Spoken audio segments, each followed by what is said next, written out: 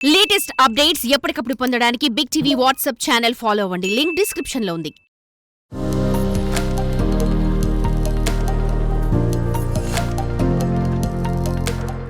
నిత్యం వేద మంత్రాలు చదువుతూ మంత్రోచ్చరణ చేస్తూ దైవనామస్మరణలో ఉండే ఓ పండితుడు పామును పట్టాడు.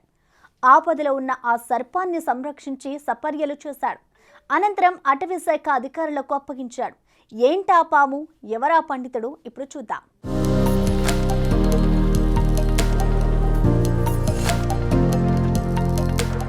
భద్రాద్రి కొత్తగూడెం జిల్లా దమ్మపేట మండల కేంద్రంలో 2 తలల పాము హల్చల్ చేసింది. దమ్మపేట పట్టణానికి చెందిన ప్రముఖ వేద పండితుడు విజయమారుతి శర్మ ఇంటి ఆవరణలో ప్లాస్టిక్ గ్లాసులో తల ఇరుక్కుపోయి తీవ్ర ఇబ్బంది పడసాగింది. ఇది గమనించిన విజయమారుతి శర్మ 2 తలల పామును ప్లాస్టిక్ గ్లాస్ నుంచి విడిపించి దాని ప్రాణాలు కాపాడారు. అంతేకాదు, అన్ని రకాల సర్పాలు విష సర్పాలు కావని, 2 తలల పాము మానవులకు ఎలాంటి హాని చేయవని స్థానికులకు అవగాహన కల్పించారు. పామును తన మెడలో వేసుకుని ఏం కాదని అందరికీ ధైర్యం చెప్పారు.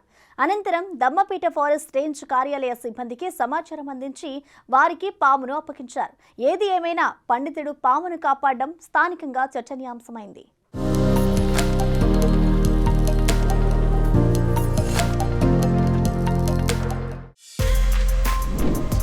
For more videos like this, subscribe Big TV channel.